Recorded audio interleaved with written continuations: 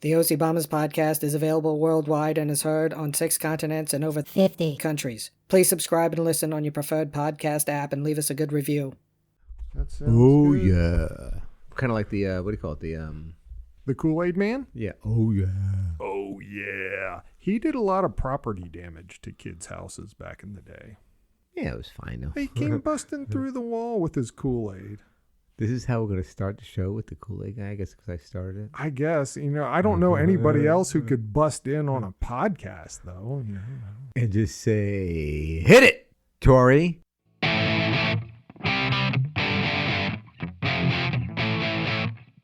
Welcome to the OC Bombers podcast. And now, here's Neil.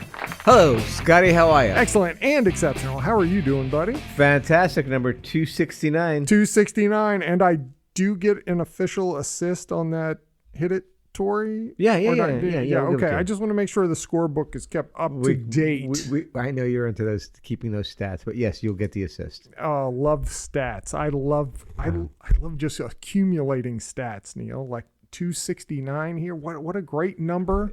We've now officially beaten Barney. Yeah, we're over the Barney hump.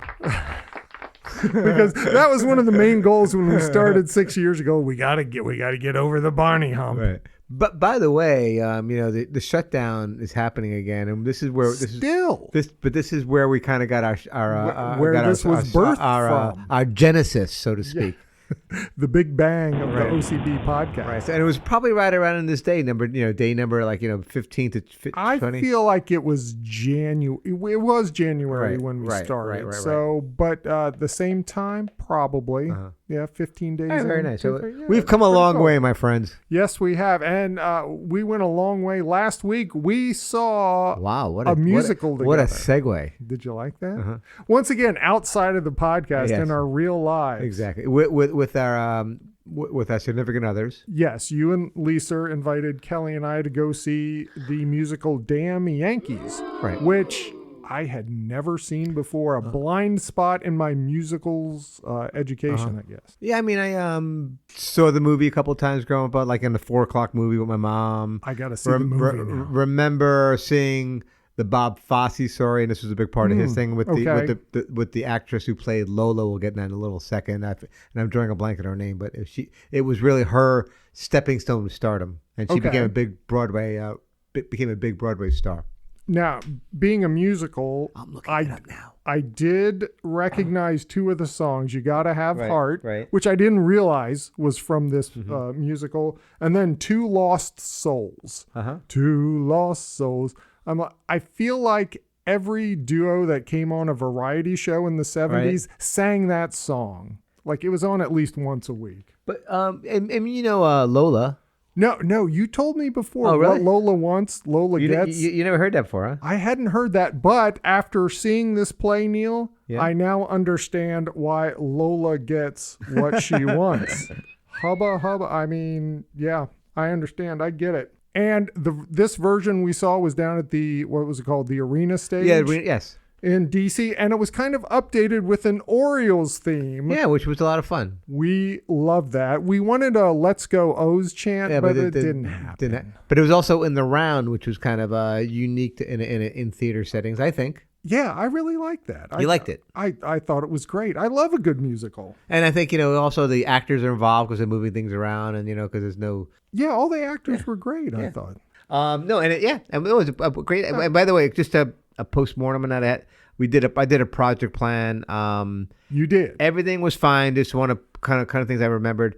Got to put a little slack in there for me to find my keys and get out of the house on time. Always add that in. Right. It sounds and then also the parking attendance backup was a little bit thing. I didn't plug it in, but they were late on there, and then so that gave a little not your fault at all. It was definitely on them, but accounting for that in the project, we didn't miss any of the play. I know, and we didn't have a lot of contingency in the plan. Now I don't remember much about the show because I was slightly concussed, and I do have a small abrasion on the top of my head from your driving. What? And I just want to thank publicly Lisa for saving Kelly and I's lives twice during that while you were driving. So thank you, Lisa. I appreciate that. You're welcome. And how about the dinner at the nice Italian restaurant they went to? Chef Kiss. It was very nice. It was a nice small time restaurant, which was on the top 40 Washington Post restaurants. Now I'm this thinking little dive nowhere. Now I'm thinking, place. you think maybe we could do like a weekly show there,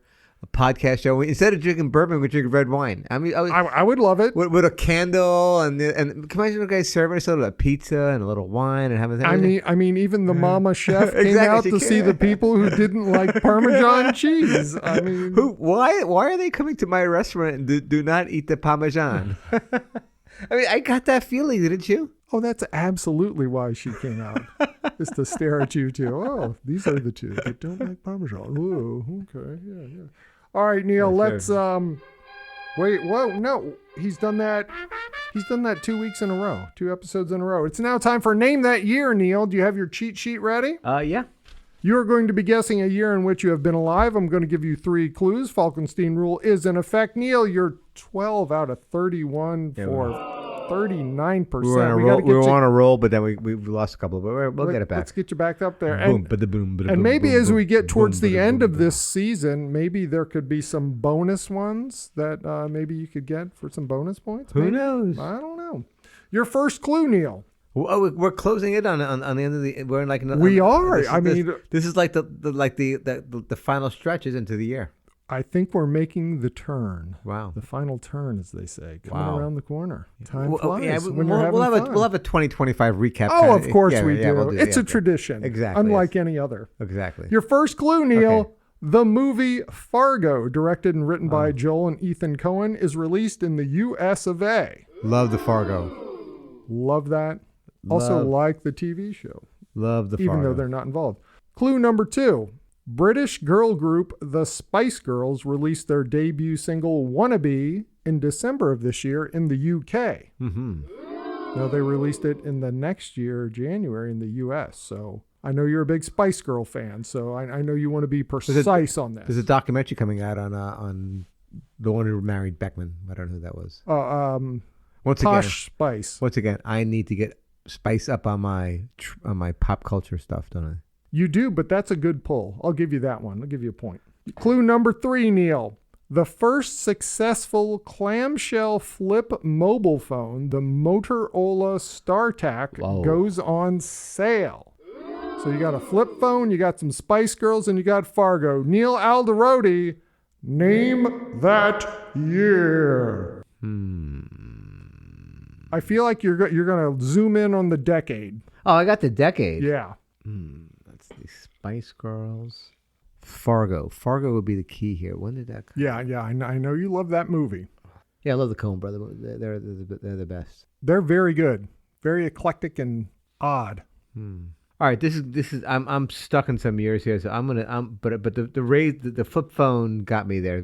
So I'm gonna go with 1994. Neil, you have guessed 1994. The correct answer is 1996. Oh, it was right there. I know. That was my other one I was going for. Fudge. No, Neil, except he didn't say fudge. All right, so Neil, as we said, we love Fargo, starring Frances McDormand, William H. Macy, and Steve Buscemi. The funny-looking fella. Did that win anything? I don't know. It may have like best script or something like that. Did Francis win for that? I don't have it here. I don't know. Scruffy?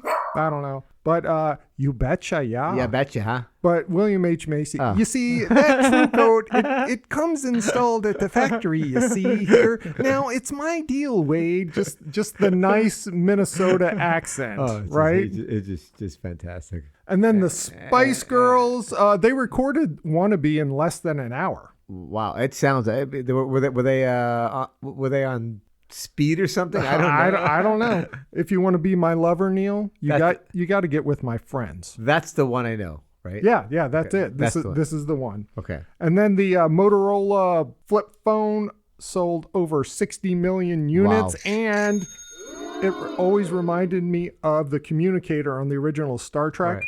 Captain Kirk, flipping it open. That's why I think people thought it was so cool. Did we get those phones in 94? Did we have those?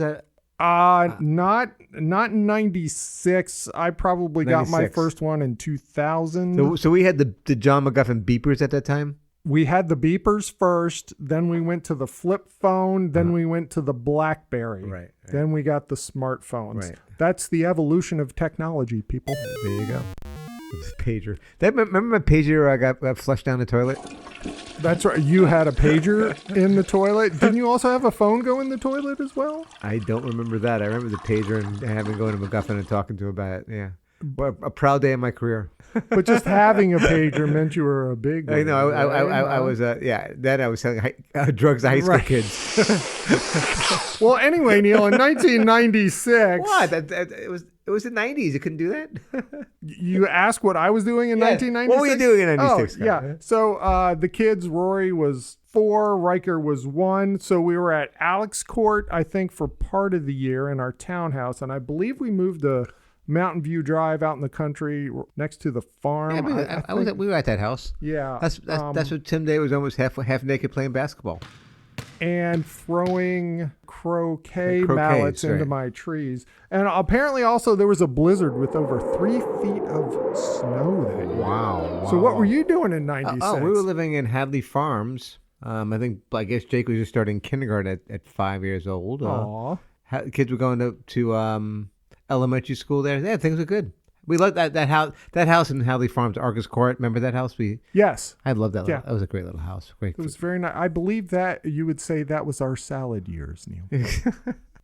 What was that? Was and that, that's a name that was that heavy those years? All right, Neil. As you know, I like the show Survivor. Yes, I do. And that has started its new season.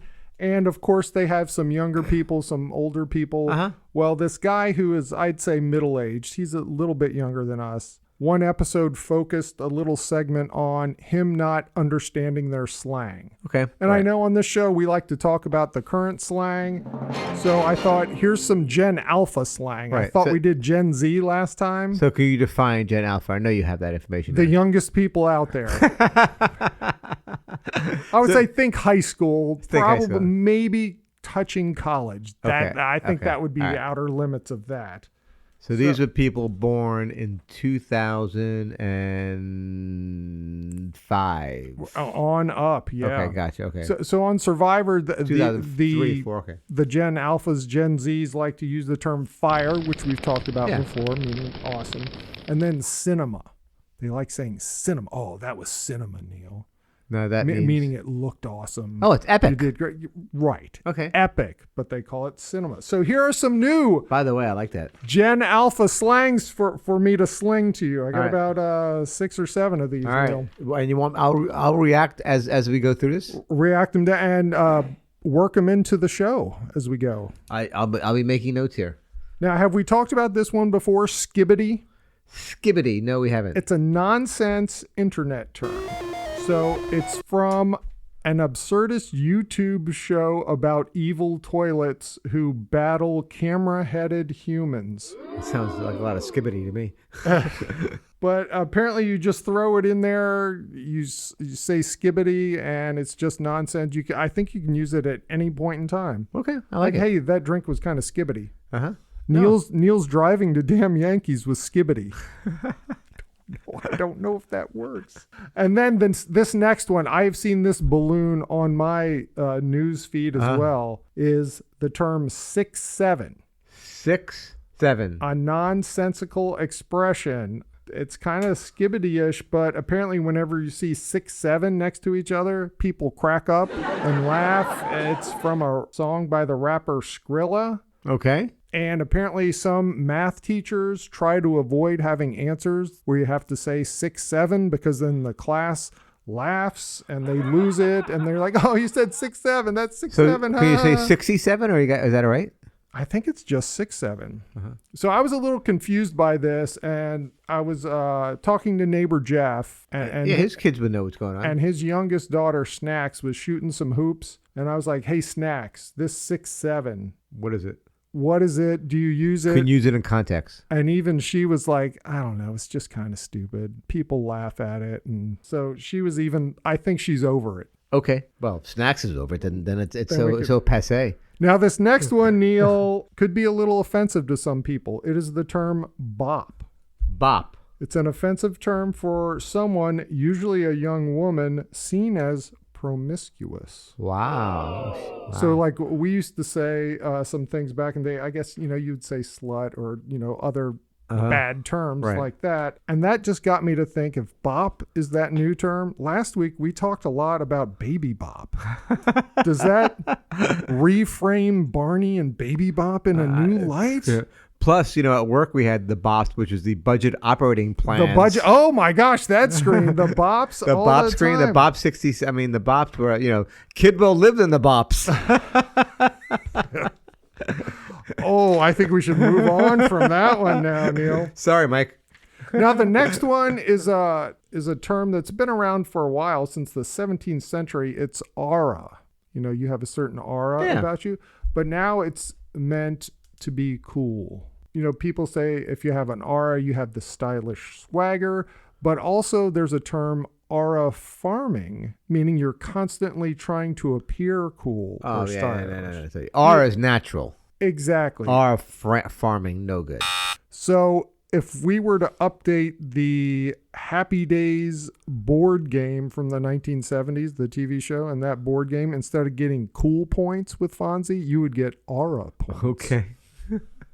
So if we just think of it that way. That's a really good reference to the Happy Days. Because everything was about being cool on Happy Days, right? I know that, but a Happy Days board game, I mean, that... If you haven't played, we're going to play that on the podcast, you and me sometime, okay? Okay. How many board games do you have at home? I would say 4 dozen, maybe. Wow. Yeah. Oh, I saved them all from when the kids were little, from when I was little. Wow. Yeah, I got a bunch. Yeah, I think I have Monopoly, maybe. You weren't into the board games, were you? No. I don't know what was I into when I was a kid. I don't know, but we'll scratch deeper into that later. The next term is unk. Unk. Shortening of the word uncle.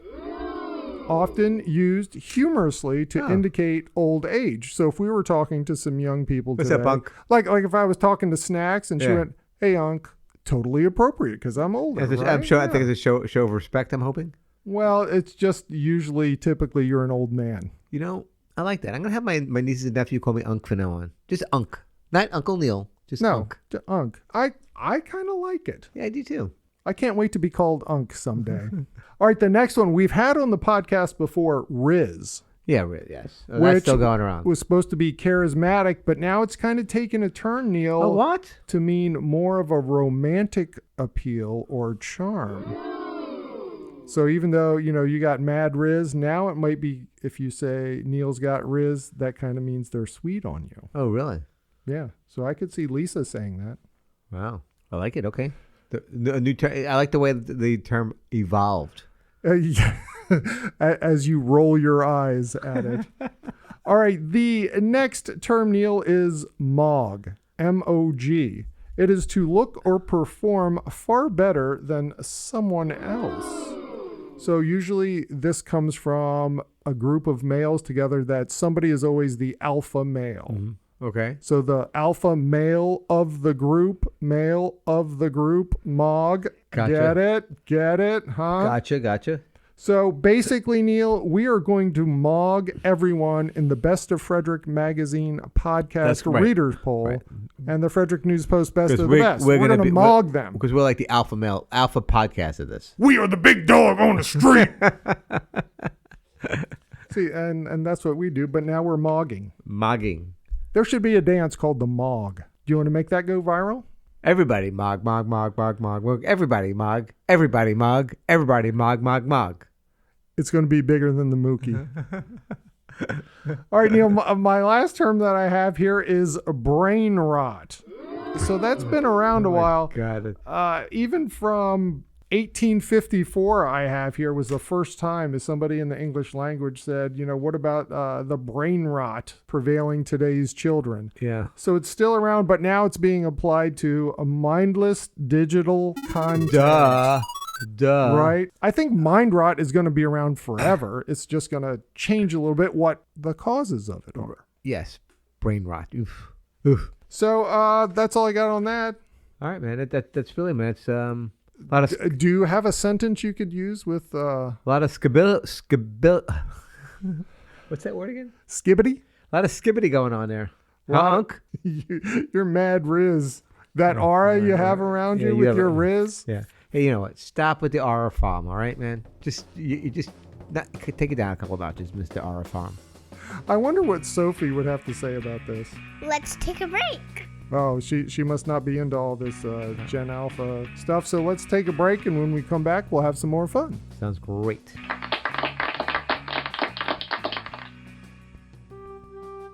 Can't get to sleep?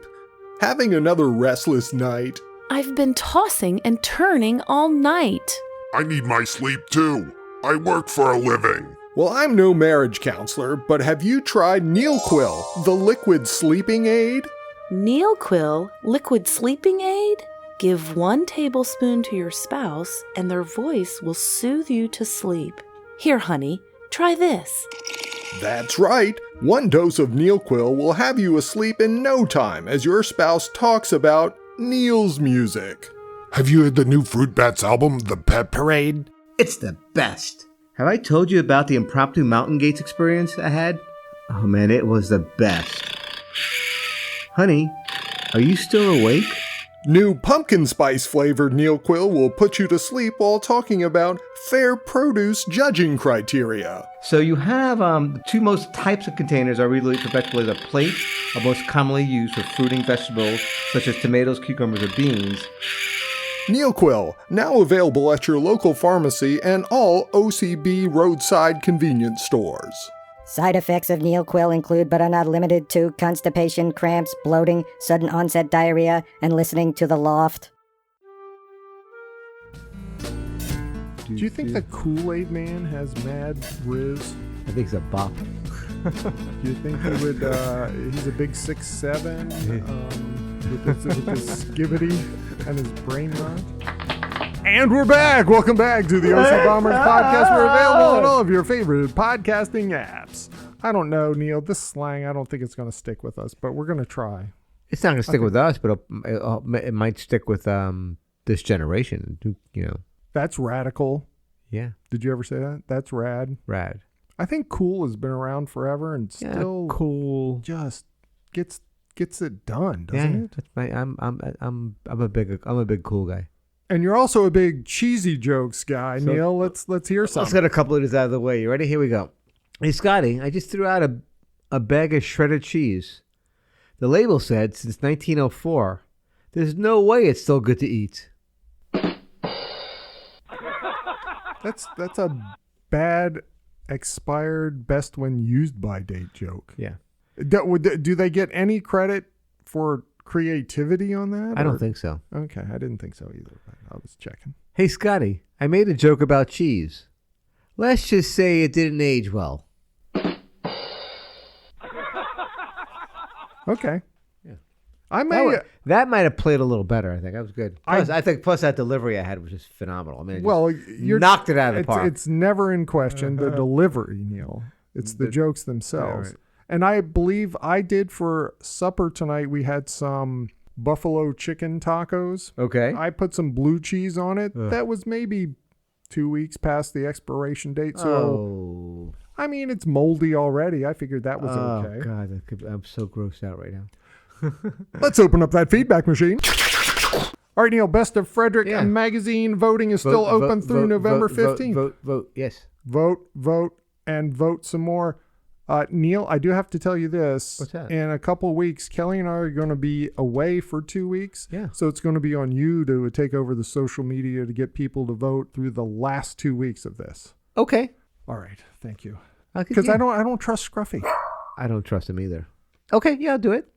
I'll do it. He's still a raging alcoholic, isn't he? Yeah, he's old though. Yeah. He deserves it. He does. Also, we've been talking a lot about Selena Gomez the past few episodes. She is married to record producer Benny Blanco. That's right, Benny Blanco. Yes, he's got the curly hair. Grammy Awards and Producer of the Year Awards, things like that. So good on him and good for Selena.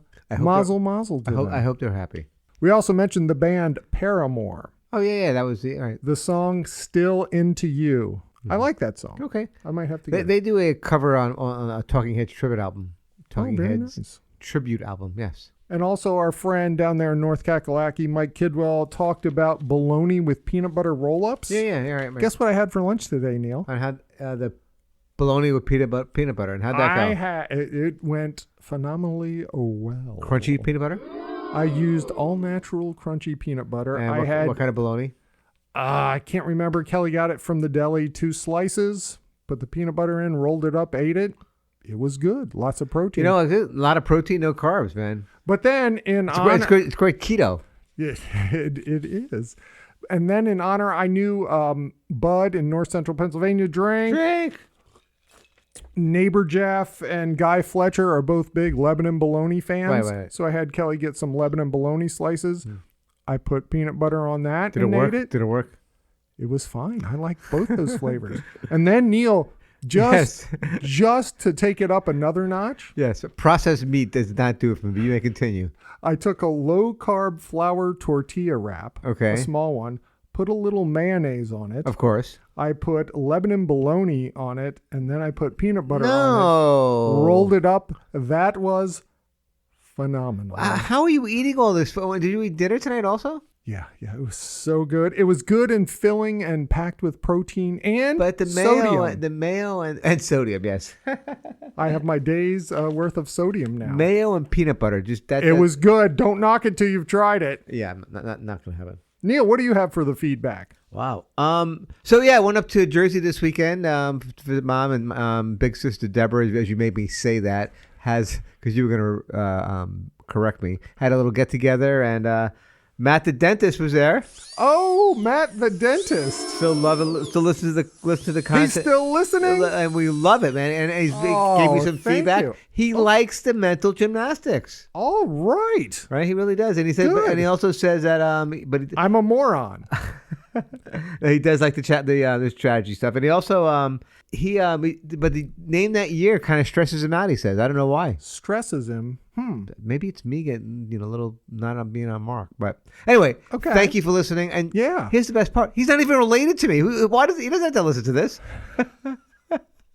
And then also, a little sidebar here. I don't know if Scruffy told you this, but Bono is requesting some more money to do some more interviews because the Barney Bono interview is blowing up on social media. It is. It's huge. And he's like, Neil, man, I'm doing an impression of like what he said to me here. It's like, Neil, man, I can make more money on this, man. I think we both can. So he's holding out. So I don't know what's gonna happen. Okay, we'll have to look in the coffers. Right. I think we really need to win an award to boost the money. Bono will get it. All right, make a decision. I didn't want to bring it up here, but it was feedback. I thought you got to. But it's blowing up. And last but not least, I did go to continue the pizza search today. Oh.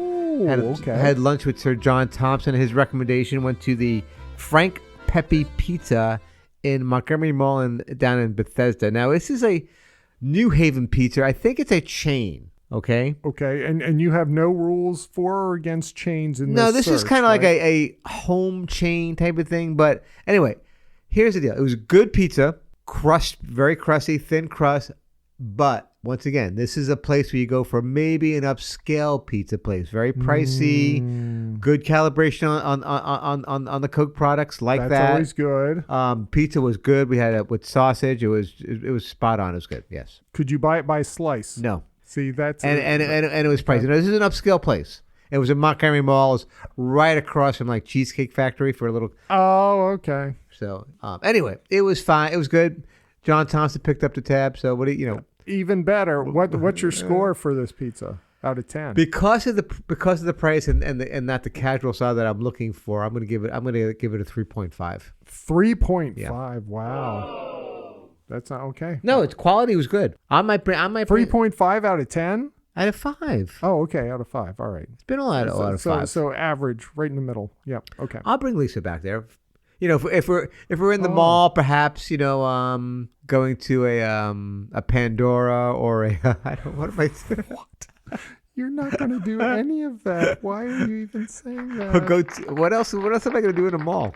I know what we're going to do right now. It's going to be Coach Neil's mental gymnastics. All right, Scott. Last week you got one, remember? Yeah, you going to a mall. That's so Riz. It's Skibidi. All right. Listen, I hope this is a math question, and the answer is 6'7". It's not. Oh. I will tell you that the answer is not 6'7".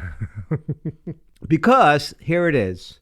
Number riddle, a number riddle. I am a number between 20 and 50. If you multiply me by 3 and divide the result by 9, you'll get 11. What number am I?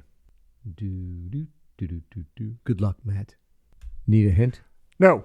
Neil? You have it. You have an answer, Scott. Yes, and hopefully I haven't picked the wrong number in my equation. I'm going to say the number is 33. That is correct, Scott Montgomery. Yes. Wow, you are... Look, I had the equation written down exactly. here. Exactly. That's all you need to do. That's all you need to do, my friend. Thank you. That was a nice, easy. Coach Neil's mental gymnastics. How many points do I have? Yeah, 34 now. Hey. You picked out an easy one. Thank you. How many episodes? How many more episodes do you think we'll have during the year? I didn't make enough I didn't make enough on my sheet. What do you have to 275? We might touch. We're not going to get to 280, are we? I don't know. We'll have to see. All right, Neil. I came across a story in the WallStreetJournal.com. Wow. Okay. Right. The title of the story is "Maxed Out Friends." I know we have a thing. Going back since ever we've known each other, that I have a very small circle of people that I want to associate with. Right, and Neil has this huge circle, knows everybody in the world. You have you have what you call a small circle of trust from the movie In-Laws, or what was the movie? Meet the Parents. Meet the Parents. Yes, great movie. Yeah. So this is going to be a long way to get there, but stay with me, okay? All right. Because they give background before they get into the gist of it.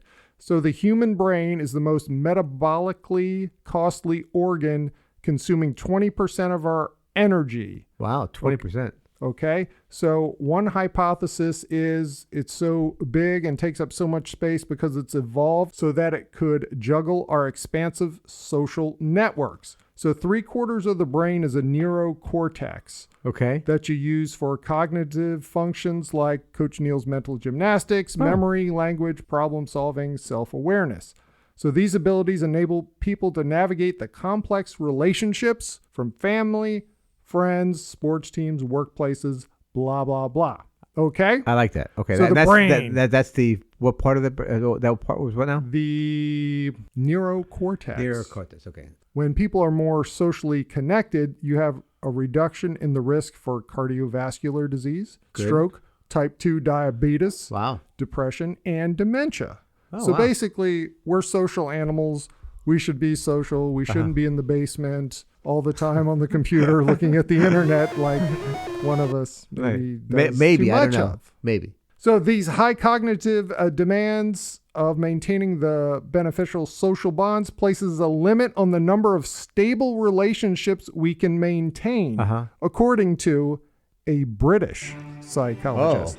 So are we going to throw this out because they're British, or do you want me to keep going? I'll keep going. Well, I just watched Peaky Blinders. I'm into the British. Okay. All right. So we're the Peaky Blinders.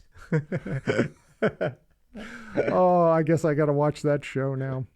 All right. So this guy, he also studied monkeys and lemurs and our ape cousins and found a connection between the size of their neurocortex and their stable social groups as well. He extrapolated all this data he took from humans and apes and things and came up with the number of a likely size of human social groups. So the number of people in your big social group. Okay. What do you think that number is? How many people?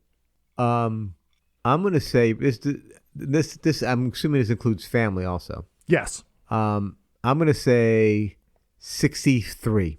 No, I'm going to say 67. 6'7". 6'7". That's funny. You said 6'7", Neil. Well, you're a little under, so Price is Right. You're fine. The answer is 150 people. Wow. Okay. So let's break that down a little bit. That sounds about right.